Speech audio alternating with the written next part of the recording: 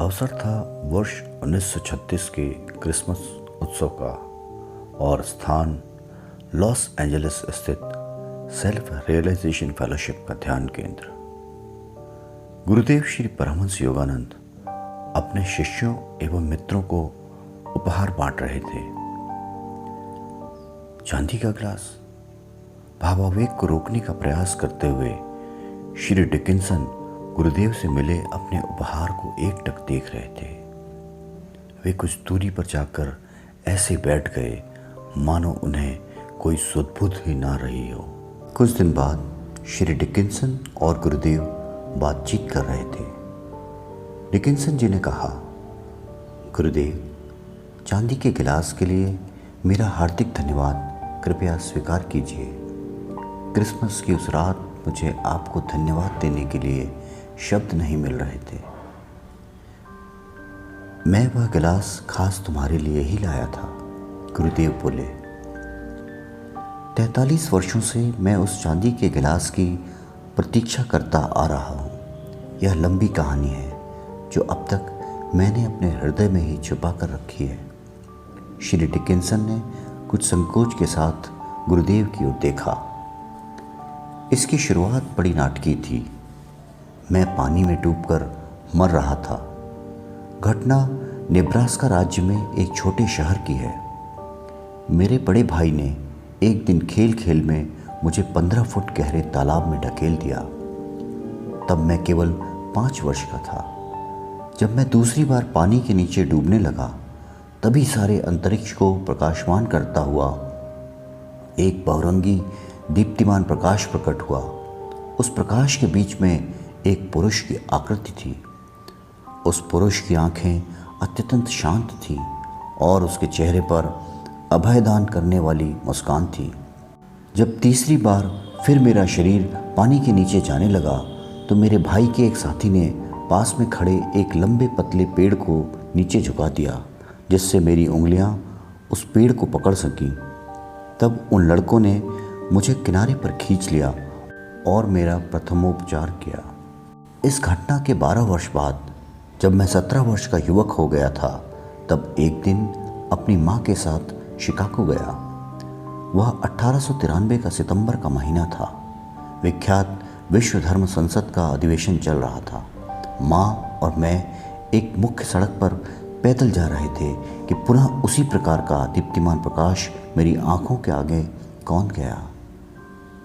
हमसे कुछ ही कदम की दूरी पर वही पुरुष मुझे आराम से टहलता दिखाई पड़ा, जिसका मुझे वर्षों पहले डूबते समय दर्शन हुआ था। वह पुरुष एक विशाल सभागृह के पास जाकर उसके दरवाजे में से अंदर घुसकर अदृश्य हो गया। मैं चीख पड़ा, माँ, यह वही आदमी था जो मेरे डूबते समय प्रकट हुआ था। माँ और मैं तुरंत सभागृह में जा पहुंचे। वह पुरुष व्याख्यान मंच पर बैठा हुआ था। थोड़ी देर में हमें पता चल गया कि वह पुरुष भारत के स्वामी विवेकानंद थे। उन्होंने आत्मा को झंझोड़ देने वाला व्याख्यान दिया। उनका व्याख्यान समाप्त होने के बाद मैं उनसे मिलने आगे गया। मुझे देखते ही वे इस प्रकार मुस्कुराए मानो हम पुराने मित्र हों। मैं इतना छोटा था कि अपनी भावनाओं को व्यक्त करने की अक्ल मुझ में अभी नहीं आई थी, परंतु मन ही मन में आशा कर रहा था कि वे मेरे गुरु बनेंगे। उन्होंने मेरे मन की बात पढ़ ली। नहीं बेटा, मैं तुम्हारा गुरु नहीं हूँ। स्वामी विवेकानंद ने अपनी सुंदर भेदक आंखों से मेरी आंखों में देखते हुए कहा, तुम्हारे गुरु बाद में आएंगे। वे तुम्हें चांदी का एक गिलास देंगे। थोड़ी देर रुककर मुस्कुराते हुए उन्होंने कहा, अभी तुम जितने आशीर्वादों को ग्रहण कर सकते हो, उससे कहीं अधिक आशीर्वाद वे तुम्हारी झोली में डालेंगे। थोड़े ही दिनों में मैं शिकागो से लौट आया और उसके बाद मुझे पुनः कभी महान विवेकानंद का दर्शन नहीं हुआ, परंतु उनके मुख से निकला एक एक शब्द मेरी अंतरतम चेतना पर अमिट रूप से अंकित हो गया। वर्षों पर वर्ष बीतते गए, कोई गुरु नहीं आया। 1925 में एक रात मैंने बहुत गहराई से प्रार्थना की कि भगवान मेरे गुरु को मेरे पास भेज दें। कुछ घंटों बाद कर्ण मधुर संगीत से मेरी नींद खुल गई। बांसुरियों एवं अन्य वाद्य लिए कुछ देवदूत मेरी दृष्टि के सामने प्रकट हुए। कुछ देर तक सारे वातावरण को स्वर्गीय संगीत से भरकर वे धीरे धीरे अदृश्य हो गए। दूसरे ही दिन यहाँ लॉस एंजलिस में मैं पहली बार आपके एक व्याख्यान में आया और उसी समय मुझे पता चल गया कि मेरी प्रार्थना पूरी कर दी गई है। दोनों चुपचाप एक दूसरे की ओर देखकर मुस्कुराए। 11 वर्षों से मैं आपका क्रियायोग का शिष्य हूँ, श्री डिकिंसन ने फिर कहना शुरू किया। कभी कभी चांदी के गिलास के बारे में सोचता रहता था। अपने मन को तो मैंने लगभग विश्वास ही दिला दिया था कि स्वामी विवेकानंद के शब्द केवल सांकेतिक थे। परंतु क्रिसमस की उस रात जब क्रिसमस वृक्ष के पास आपने वह डिब्बा मेरे हाथ में दिया, तब जीवन में तीसरी बार वही दीप्तिमान प्रकाश मेरी आंखों के सामने फिर कौंध गया। दूसरे ही क्षण मेरी आंखें अपने गुरु के उस उपहार को देख रही थी जिसे स्वामी विवेकानंद ने 43 वर्ष पहले देखा था, चांदी का गिलास।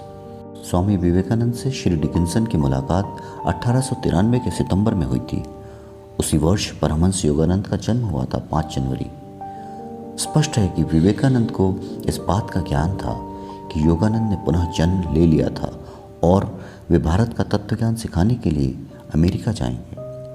1965 में श्री डिकिंसन, जो तब 89 वर्ष की आयु में भी स्वस्थ और सक्रिय थे, को लॉस एंजलिस में सेल्फ रियलाइजेशन फेलोशिप के मुख्यालय में योगाचार्य की पदवी से सम्मानित किया गया। 30 जून 1967 को दिवंगत होने से 2 वर्ष पहले योगाचार्य डिकिंसन ने सेल्फ रियलाइजेशन के सन्यासियों के समक्ष एक व्याख्यान दिया था। उसमें उन्होंने एक बात बताई जो वे परमहंस जी को बताना भूल गए थे। उन्होंने कहा, शिकागो में जब व्याख्यान मंच पर मैं स्वामी विवेकानंद से मिलने गया तो मेरे कुछ कहने के पहले ही उन्होंने कहा, नौजवान, तुम पानी से दूर ही रहो तो अच्छा है। जय गुरु।